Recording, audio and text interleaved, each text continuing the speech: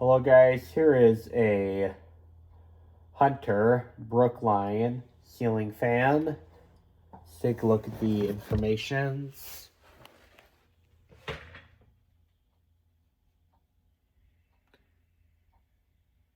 Hope it's reading clearly. This says this is supposed to draw 1.85 amps and 222 watts, which is not accurate. This fan does not draw anywhere near that much. And it's from the 29th week of 2004. Got this fan for $12.50 at the Restore. That was a pretty good deal, so I bought it. And this fan was originally priced at $50, but they were having a sale where the orange tags get 75% off. So I got a pretty good deal on this thing. Would I get this thing for $12.50? Yes. Would I buy it for $50? Not a chance. Although this fan right here, in my opinion, it's clearly a newer style. However, I think this is generally appealing still. This fan still has a nice antique brass finish. And this still has actual wood finish blades. I'm using the medium oak, although I think it should be called the light oak. But that's just my opinion. And this fan does still have, in my opinion, pretty nice light. I know that Jordan Yu doesn't like these type of lights because they block a lot of light from entering the room. But I personally like these kind of lights, the bull light kits, simply because they were around everywhere in the 2010s. So I do have some nostalgia value to these, even though the light output is pretty bad on these kind of light kits. But it still has a nice alabaster shade to it. It's not one of those cheap plastic ones that you would see on a lot of the bull light kits of today. Bull light kits today really are not that popular anymore, but back in the 2010s, they were everywhere. And this fan right here is generally in pretty good condition still. There is some scratches here and there, but that's because whoever was handling the fan wasn't doing it very carefully, so it did take some abuse, but generally speaking, it is in pretty good condition considering where it came from. I mean, there's some scratching on the blades. I think this blade here looks, there's some scratches there, but I can just use some of that finish repair that is at Home Depot. And the brass itself is generally in pretty good condition. Although, all seriousness, from where it came from and what kind of people were handling the ceiling fan, whoever took it down did take some care of it because it's generally in pretty good condition still. The paint still has a lot of luster left. There's some pitting right there, but that's just because of the way it was stored in the Restore. Otherwise, I think this looks pretty reasonable still. And also given the fact this fan has existed since 2004, so that's 22 years ago. So that's another factor to consider.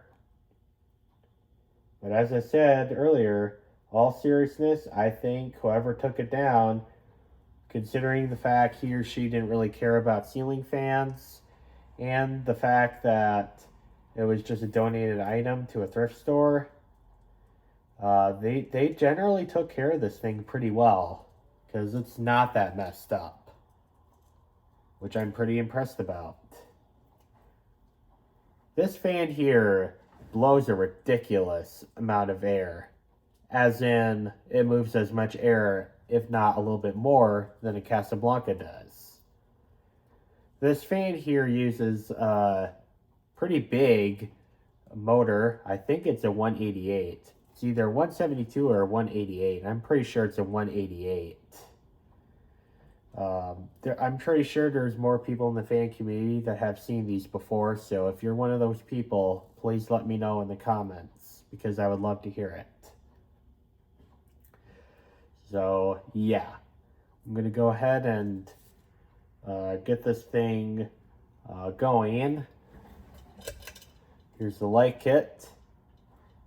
I'm using two 60-watt incandescent vintage looking light bulbs, and I think they look pretty good in this light. The light output is pretty poor, but that's just a part of the course with these kind of light kits. Although, as I said, I think they look pretty reasonable still for something not super old. Here's low.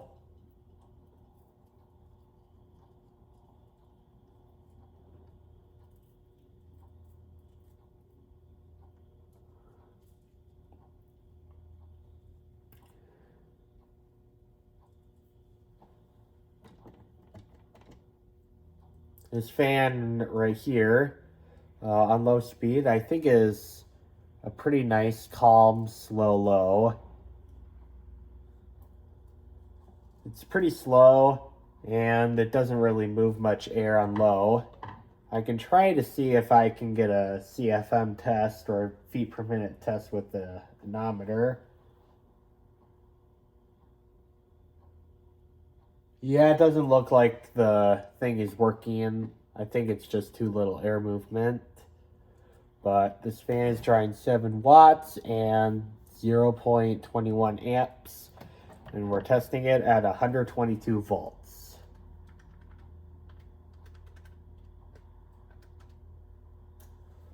The power factor here is going to be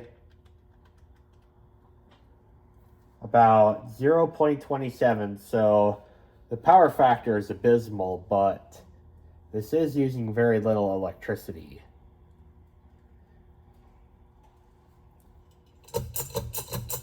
Medium.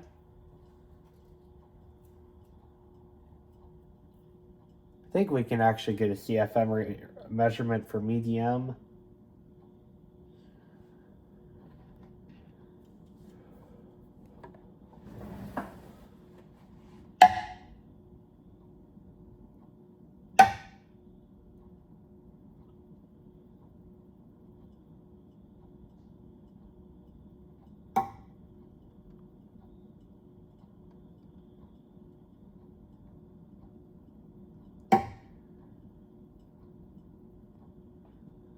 Go with 315 for medium. I think that's pretty reasonable.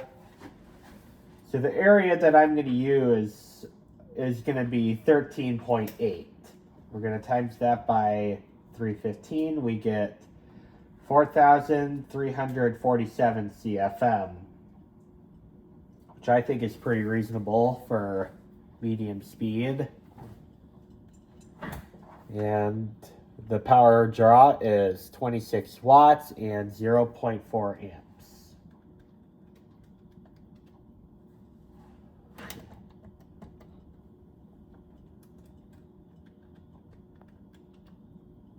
And the power factor is 0.54. So the power factor is still abysmal on medium, but it's still using very little electricity.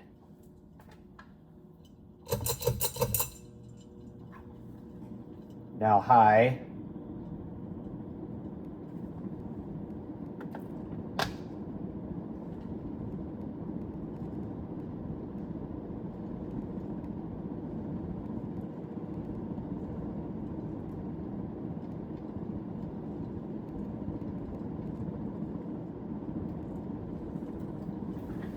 Let's get a measurement for high.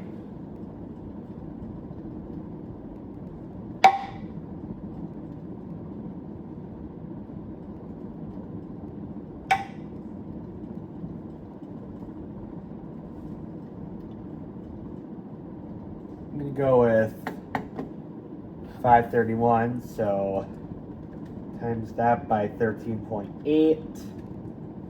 7,328 CFM, so this is really quite a high performance fan. 7,000 CFM, that's like off the charts.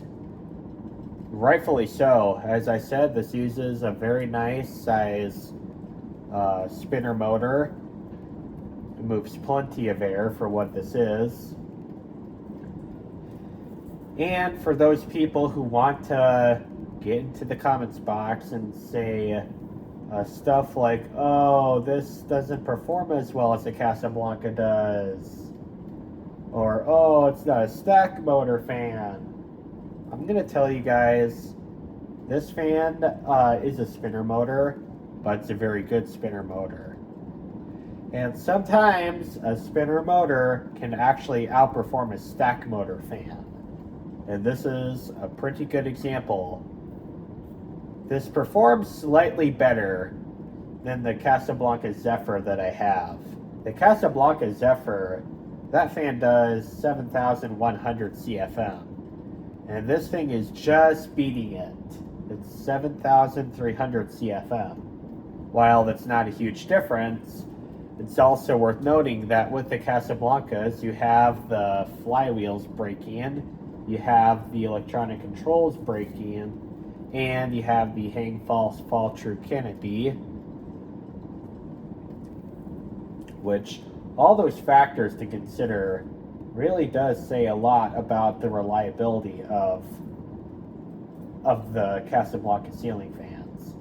And just so you guys know, I don't hate Casablanca ceiling fans. In fact, I actually really like Casablanca ceiling fans. There's a handful of models I do like, but I just think that the price that they were back in the day was just too high for the failures that they have.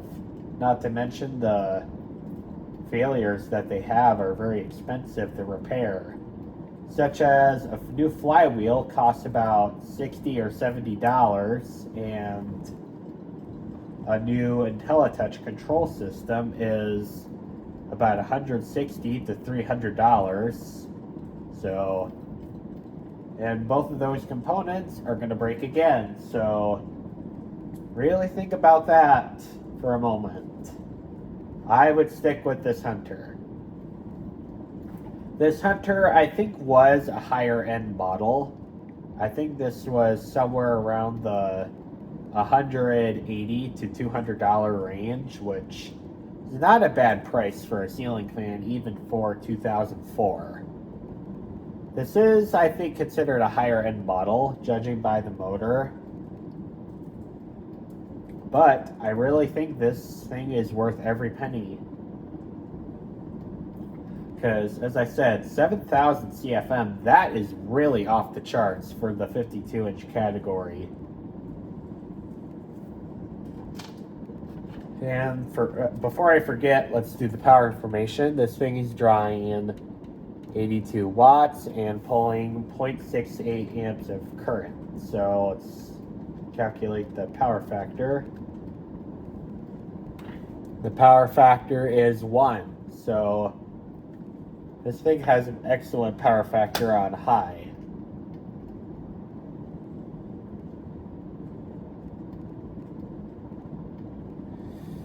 And I know that the reverse still works, so with the way this light kit is designed, I'm gonna turn the fan off and then show you guys if the reverse works, because it definitely still works.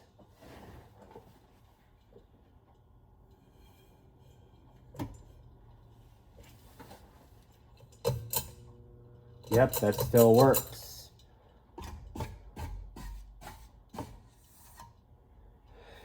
All seriousness, I think this fan is a pretty good looking ceiling fan for something from the 2000s. This fan is not so ugly and boxy looking to the point where I don't like it. But this fan also doesn't look like something from several decades ago. And this generally looks appealing to me. Anyway, I'm going to end the video off here and thank you guys for watching. Bye.